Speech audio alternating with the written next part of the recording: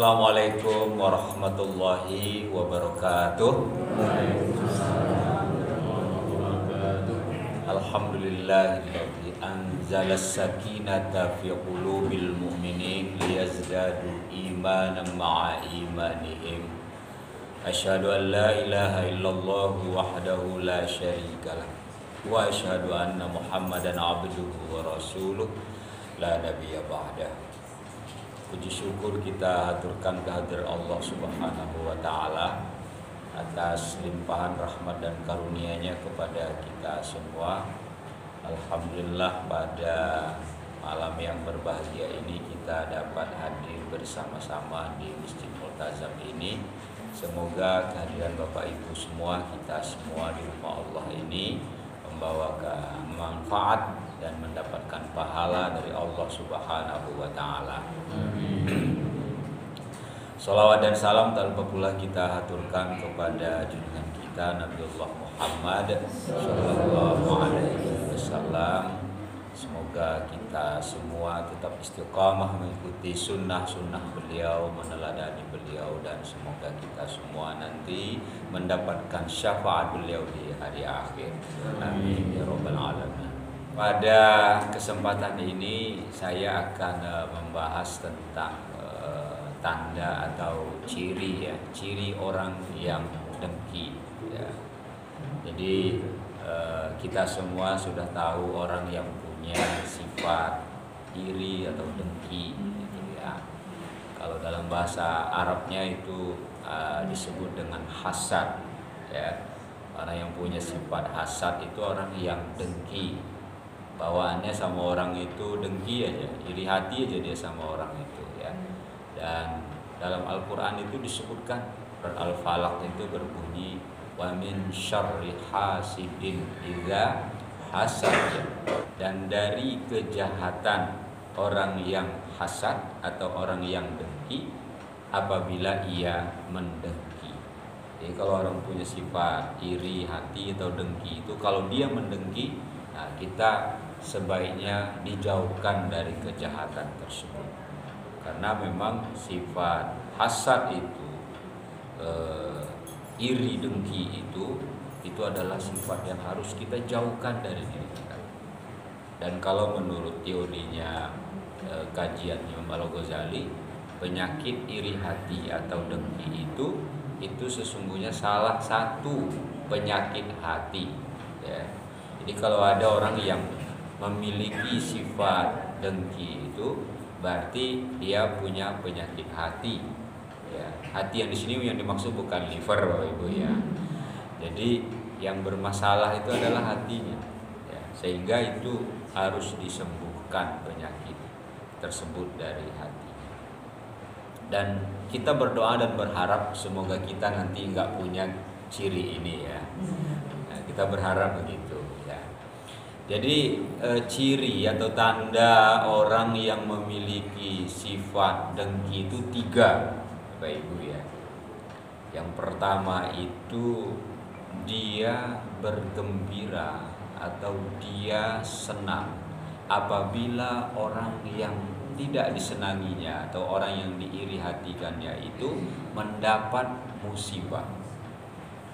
Jadi kalau ada kita mendengar orang ngomong, si anu tuh dapat musibah, kualat itu mesti itu. Nah, kemarin sama saya dia begini, sekarang rasa no, gitu ya.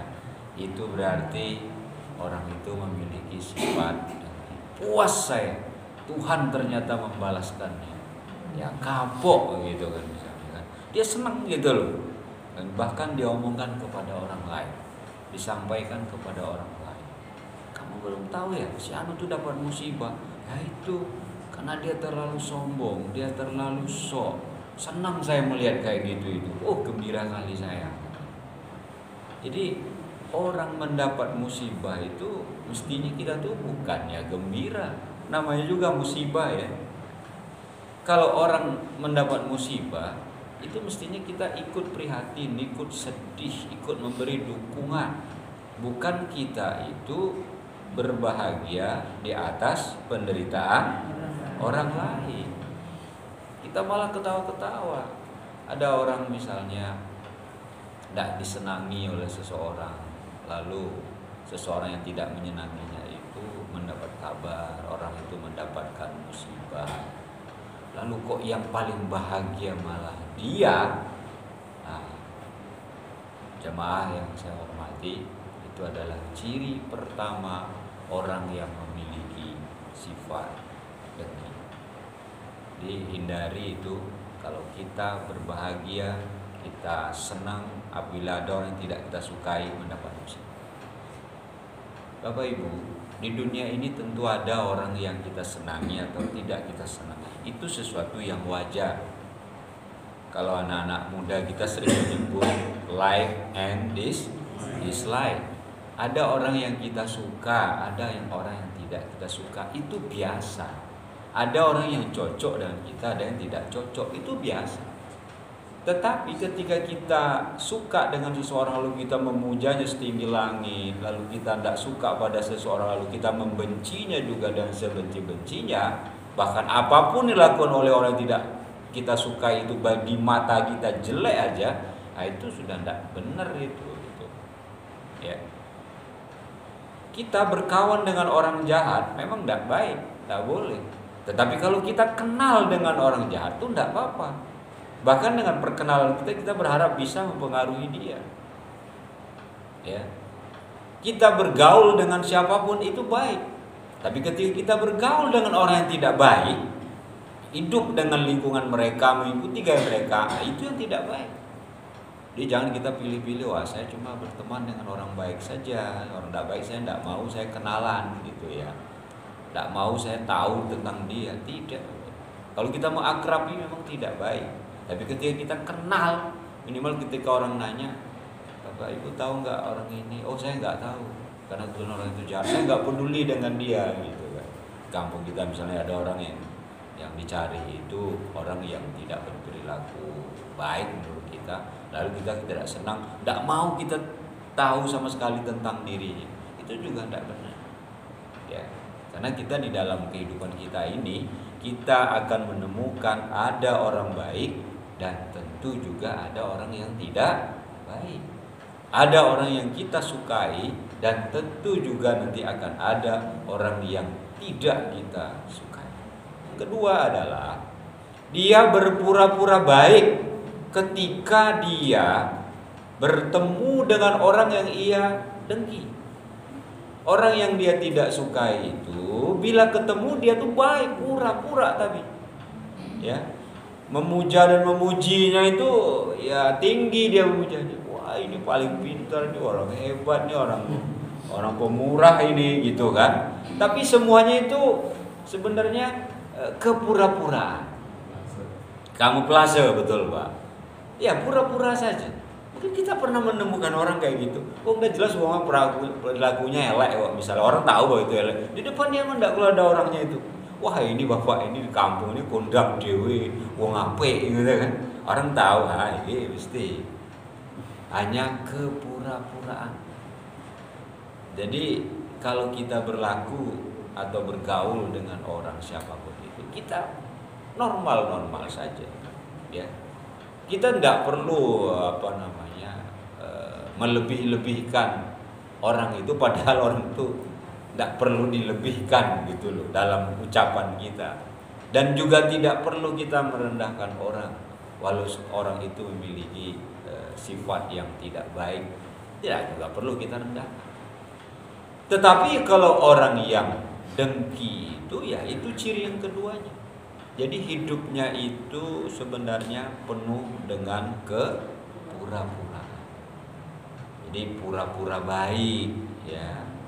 Sekarang kan banyak orang kayak gitu kan, pura-pura pemurah gitu kan, pura-pura menolong. Nah ini banyak sekarang, ini malah modus ya.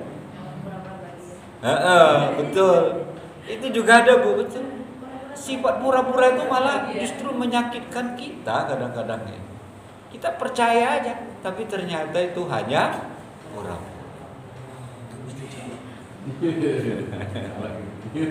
Ya.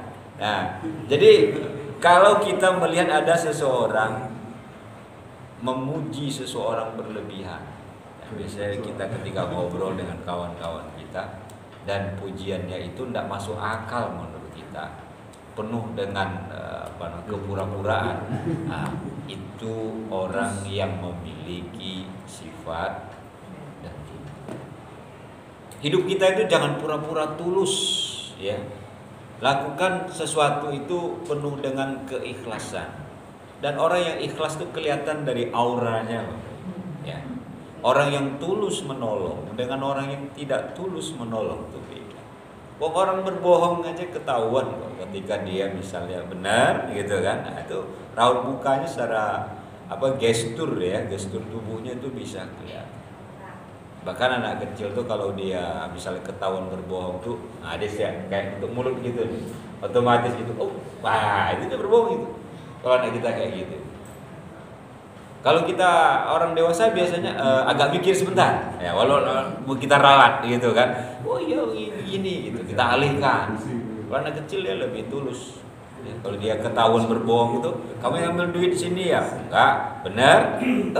Iya ding, nah gitu kan. Jadi kehidupan yang kita lalui ini tidak ada sebenarnya dibutuhkan kepura-pura, ya. Ada orang pura-pura baik, ya itu tidak baik jelas. Wong dia pura-pura cuma baiknya.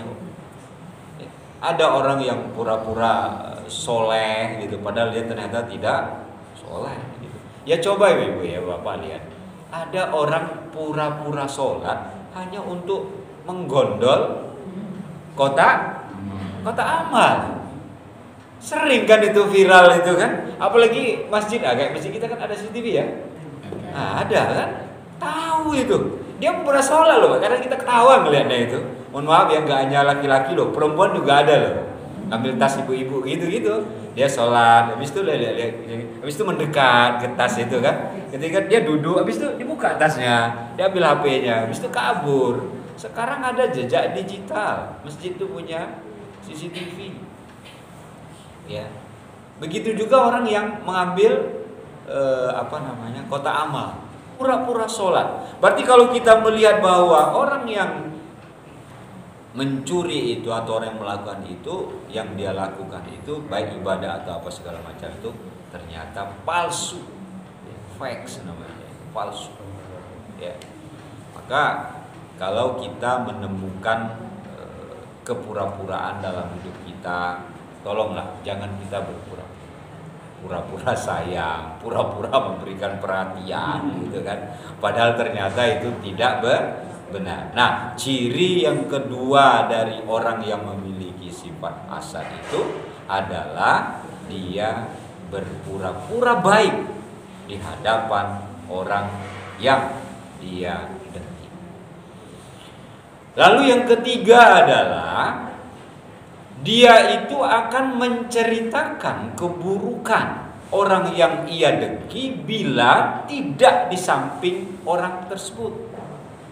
Kalau ada orangnya dia pura-pura baik, dipuji, pura-pura mengangkat orang itu, oh kamu begini, kamu baiklah gitu.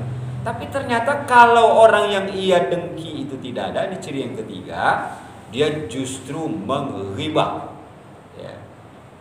Dia justru menggosip, kamu belum tahu ya, si Anu tuh begini loh, supaya dia mendapatkan teman sesungguhnya.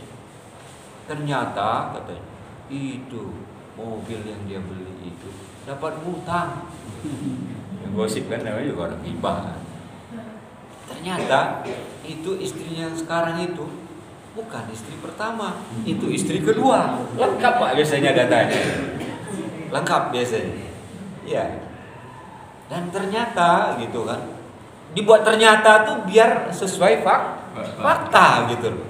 Padahal dia tuh menghibah, namanya menggunjing itu kan kita sedang menceritakan aib orang lain, keburukan orang lain, lalu kita sebarkan kepada orang lain. Nah, jadi Bapak Ibu, kalau kita menemukan ada orang, kita lagi ngobrol-ngobrol gini tuh, bertiga, berempat, berlima, kita atau berdua, lalu dia menceritakan tentang keburukan orang lain, baik orang itu kita kenal atau orang itu tidak kita kenal, maka kita tidak usah ikut majelis itu, tinggalkan saja. Ya jangan nambahi. Kalau tukang kompor memang nambahi Pak, jadi bleduk jadinya kan. Iya, betul. Saya memang menemukan ada orang-orang kawan. Jadi kalau kita menceritakan niat, mungkin kawan-kawan itu tidak menceritakan, oh Syanu itu gini. Tapi begitu dia mendengar, oh saya tahu ternyata dia tuh orangnya itu gampang tersinggung. Terus dia kemarin marah-marah. Kawan saya mendengar, pergi dia Pak. Nggak mau dia ngikuti acara itu. Saya juga merasa, saya ustadz ini, pergi juga saya Pak. Iya kan? Masa saya ikut juga nambah-nambahin. Kawan saya itu, ini disebut oleh Pak Takmir tadi itu, berarti bodoh gitu kan. Aku yang ngalami, dia ternyata begitu gitu. Ini cocok nih, biarkan dia berkawan. Saya pergi, kawan-kawan saya pergi. Itu ingat Bapak Ibu ya. Jadi kalau kita misalnya bertemu dengan kawan-kawan, kalau Bapak biasanya di pos ronda Pak ya. Jadi kalau ada gosip-gosip apa itu kan kita pada membahas tuh, coba kita biasakan untuk tidak menceritakan tentang orang lain ketika orang lain itu tidak ada di hadapan. Dan biasanya kita menceritakan orang ya sengaja memang, bukan di hadapan orang tersebut. Ya. Jadi wani nilai cerita itu pas orangnya tidak ada. Dan kita itu menghibah. Bapak Ibu jamaah yang saya hormati, kenapa kita itu kalau sebagian manusia menghibah atau menggunjing itu senang? Karena memang dari situlah sesungguhnya iblis menjerumuskan kita. Makanya ketika kita bercerita itu gurih ya. Enak itu diceritakan ya. Makanya media yang Allah berikan kepada kita itu apa Bapak Ibu? Lidah. Kenapa lidah itu senang banget menceritakan tentang hal seperti itu Bapak Ibu? Lidah itu dikontrol oleh akal kita. Dia dikontrol juga oleh hati kita.